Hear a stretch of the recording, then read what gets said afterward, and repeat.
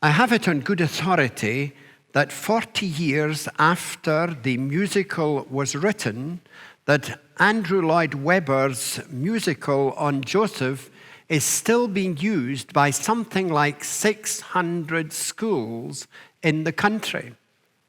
Now, this is amazing. It's incredible. There is something about the story of Joseph that actually catches the imagination. And it's an important story in biblical terms.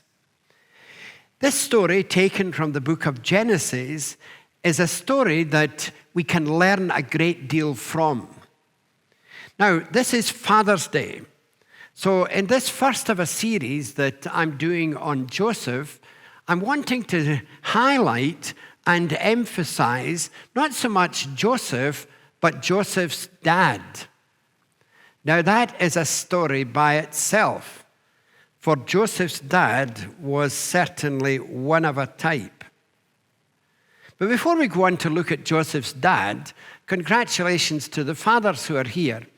We've not got that many fathers in the church, but we're glad to have a few, and we congratulate them this morning and pray God's blessing and guidance and enabling in all that they seek to do.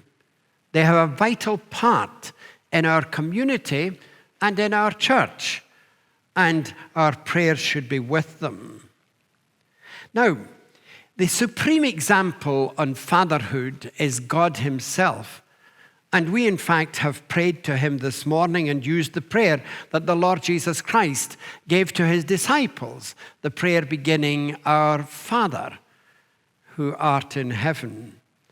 God has given us a supreme example in the way that he deals with us, his dependability, his love, his care for even down to the finest detail. So, as we gather here, we've got an example par excellence in God himself. And Jesus exemplifies the relationship between a son and a father, in that his relationship was excellent with his father. He did the will of his father. He showed love to his father and encouraged us to do likewise. Now, the Bible gives us many examples to study. Many are good examples, but here and there we're given examples of what not to do rather than what to do. And this example today is an example that actually is probably more in the negative than in the positive. The example of Jacob. For the good of society, first of all, I want to emphasize that marriage is very important. Marriage is very important. Now, the law in this country is that men are only allowed to have one wife. And I actually think that's a good thing for both the man and the wife. But somewhere in the Bible, you find that this does not seem to be adhered to. And it certainly was not the case with Jacob. Joseph's father's marital arrangements were complex, to say the least of it. How much, I wonder, do you remember about the story of Jacob? It has been said that if Jacob stood behind a corkscrew, you wouldn't see him because he was so twisted. The truth of the matter is that this was a man with many, many flaws. He comes on the stage quite early, as you know, in Genesis, and from 25 to the end of the chapter, we have the story more often of his son than of Jacob. But Jacob, when his father was about to die, Isaac was about to die, and Jacob comes out as a twister. And he was ably exhorted and encouraged by his mother, which is very, very sad. You know that Isaac was wanting to bless his son. His eldest son, Esau, with the birthright. But Rebekah didn't want that to happen. She wanted Jacob to get the blessing. And so they cheated their aged Isaac into giving the blessing to Jacob. Now, this isn't a very good introduction to the character that we're thinking of today as Joseph's dad. He had to flee for his life because, needless to say, his brother wasn't overly pleased about what he and his mother had done. And so he had to flee to his uncle Laban. Now, his uncle Laban actually was probably a bigger twister than Jacob was. So he had an excellent example in being twisted by meeting up with his uncle Laban. However, when he arrived, one of the first persons that he met was a young lady called Rachel. And he seems instantly have fallen in love with Rachel. He came to an agreement with Laban that if Jacob would serve for 7 years, he could have the privilege of being married to Rachel. Well, that all looked to be fine. And Jacob served 7 years, and he expected to marry Rachel. However, the wedding night came, and he thought they were married.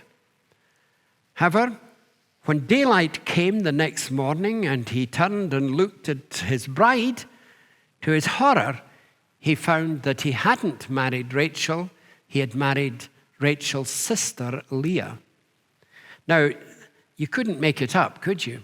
I mean, it does seem a bit far-fetched, but the fact is, these are the facts. He woke up and found he had married Leah instead of Rachel. He wasn't pleased, as you can imagine, and he confronted his uncle Laban, who retorted, "But we always marry off the eldest before we marry the younger. But I tell you what, if you'll serve another 7 years, you can have Rachel as well as a second wife." Now, but that isn't the end of the story. This story is a story of jealousy, rivalry, all the way through. Now, most of us will remember the famous or infamous program on the television by Princess Diana. And in that, she said there were 3 in the marriage. Well, that was bad, and in fact led to their divorce. But this isn't just a story of 3. It's actually, there were 5 in the marriage, plus 13 children. Now, there is a recipe for disaster. 5 in the marriage and 13 children. Now, I want to tell the story quite quickly of some of the detail of this. Sadly, initially, Rachel was barren. She had no children. However, in 29, the references are all Genesis. In 29:32, Leah has Reuben, the eldest son of Jacob. 29:33, Leah has a second son called Simeon. 29:34, Leah has a third son called Levi. And then in 29:35, Leah has still another son called Judah. Well, Rachel, as you can imagine, was not well pleased with this. So she came up with an idea that had actually been used by Abraham, and it was that she would give her maid to her husband as an extra wife. And so Jacob married Bilhah. And Bilhah had a son in 1937, that was when I was born. In chapter 30, verse 7, Bilhah has Dan. And then in 30, verse 8, Bilhah has another son called Naphtali. However, at this stage, it's now Leah's turn to be miffed. You know, this wouldn't even get into the Daily Mirror, but here we have it. Leah is now upset. So she comes up with another idea, and she suggests, you can have my maid as another wife. And so Jacob marries Zilpah. And in 30 verse 11, Zilpah has Gad as a son. And in 30 verse 13, Zilpah has another son called Asher. Now, there we are. We've got 1, 2, 3, 4, 5, 6, 7, 8 sons already. But that's not the end of the story. Because at this point, and I'm almost embarrassed to read this, but at this point something happens that actually changes the story quite a bit. If you want to, you can look it up in your Bible. In Genesis chapter 30, there's a discussion. And this discussion is between Rachel and Leah. And the discussion is reported for us in chapter 30, verse 14, going through to verse 17. So in verse 14, we read that during the wheat harvest, Reuben went out into the fields and found some mandrake plants, which he brought to his mother Leah. Rachel said to Leah, "Please give me some of your son's mandrakes." But she said to her, "Wasn't it enough that you took away my husband? Will you take my son's mandrakes too?" "Very well," Rachel said. "He can sleep with you tonight in return for your son's mandrakes." So when Jacob came in from the fields that evening, Leah went out to meet him. "You must sleep with me tonight," she said. "I have hired you with my son's mandrakes." So he slept with her that night. I mean, it just is incredible. This is the father of the whole Jewish nation we're talking about. And here we have this story recounted for us. So in 30 verse 17, we read that Leah had another son, this time Issachar. 30:20, she had another son called Zebulun. And in 30:21, Leah had a daughter called Dinah. Now, at this point, Rachel had a son. The son was Joseph, who we've been waiting for, with all these sons and one daughter that were born. Rachel has a son called Joseph. And Rachel says, "God has taken away my disgrace." That was her attitude. And the other immediate effect was that Joseph became Jacob's favorite. Finally, in Genesis 35:18, Rachel has another son, Benjamin, and sadly, she dies in childbirth. Now, some history filling in here needs to be done, because most of this happened at Uncle Laban's in the period where Jacob was in charge of the flocks of his uncle Laban, and he managed in an amazing way to gear things to his own benefit. But in this period, we find that friction is rising greatly between Jacob and Laban. There was a sourness in the whole thing over the fact that the switching of brides on the marriage night, but there was also this feeling that Jacob was being cheated by the arch-cheek who was Laban. So he decides to flee without giving any notice. Laban follows for two reasons. He says, "You've taken away my family, but you've also stolen my gods." Now, it was actually Rachel who had stolen the gods.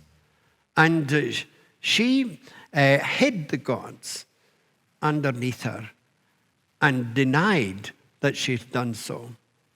Now, there is in this context a fascinating benediction. Eventually, they decide to part on good terms, and it is a place called Mizpah. And in Christian Endeavor circles, The Mizpah benediction was used greatly, and it is, the Lord watch between thee and me while we're absent the one from the other. And so they parted. And then something takes place that changes the life of Jacob. You'll realize that having left his uncle Laban, he's heading back into dangerous territory, and he's really worried. He's really worried about meeting with his brother Esau. He had reason to be worried. But as he approaches, he does some Jacob-type trading. And if you read the whole story, and I would advocate that you read from 25 to 50 in your leisure, you'll see that he arranges that long before Esau arrives to meet with Jacob, he has been given present after present after present from Jacob to Esau. However, Esau wasn't interested in presents, and actually he comes out better in the story in his loving response to Jacob. However, just before they met, Jacob had an experience that changed his life. And this experience was that he wrestled with God. And God won, as one would expect, but he also gave Jacob something to remember. He hit him on the hip, and for the rest of his life, he actually was an invalid. He limped. But he also changed Jacob's name from Jacob to Israel, the name that we connect to the whole of the Jewish nation. And so there is a reconciliation immediately after this with Esau. And Esau says that he will go with them. But Jacob pleads that in fact he won't, that there are young children and there are young animals, and they would need to take their pace slowly. And actually, there doesn't seem to have been any meeting from there on with Esau. And so here we have this story unfolding. We have the story of Jacob. He had met with God at Bethel. He had seen the ladder of God, the angels going up and down to heaven. Didn't realize that God was in this place. He has wrestled with God, and God has met with him in a very special way. However, it hasn't changed much of Jacob's attitude, sadly. So first of all, we realize that marriage is so important. But secondly, and much more briefly, we see that there are lessons to be learned. And they're negative lessons from Jacob's life. The second point is there should be no favorites among your children. It is reprehensible, underlined and in capitals, if a father favors one child against another. And Jacob did this big time. I think this is Jacob's greatest fault. He loved Joseph because Joseph was the son of his favorite wife, Rachel. He loved Joseph and made more of him than of all the other 10 put together. And in 37 verse 4, he makes Joseph a highly ornamented coat. The brothers read the message clearly. They knew their father loved Joseph much more than he loved them. And the sad thing is that they were right. So they took it out on their brother Joseph. They hated Joseph. To further inflame the hatred for Joseph, Joseph had 2 dreams. And rather naively, he told the dreams to his brothers. They didn't go down a bundle. These 2 dreams were that his sheaf was in the field at harvest time, and their sheaves all gathered round and bowed down to Joseph. Now, you can imagine that really went down a bundle. But then he had another dream, and this time the sun, he was the sun, and all the stars bowed down to him. Now, the brothers just loved these dreams.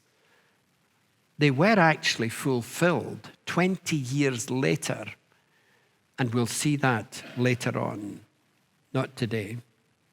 These dreams were actually prophetic and were really for Joseph, not actually for the brothers at this stage. So, the story at this point, coming to our final point. The sad reflection on Jacob was not only his marital arrangements, which there was an oversight here, but secondly, his favoring one over the rest. But finally, he didn't really take very good care of Joseph.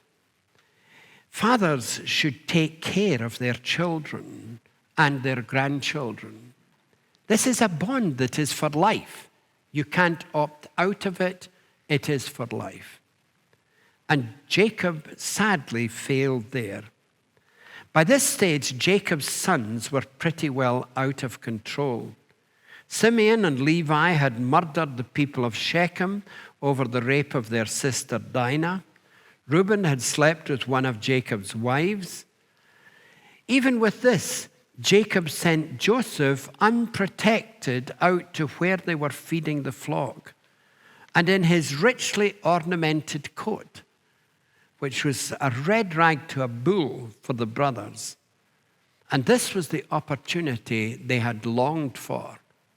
We will kill him and see what happens to his dreams.